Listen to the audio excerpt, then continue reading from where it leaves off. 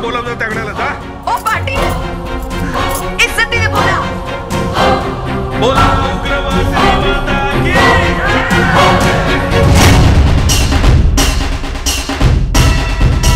तोंडाले लगाम घाल भुजंग्या, नाही तर इथंच चिरी तुले.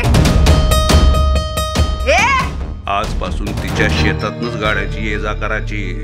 आम्हाला पण पाहायचंय ती मिरची किती तिखट आहे ती. मले शिकून कलेक्टर व्हायचं. बसलो ताई.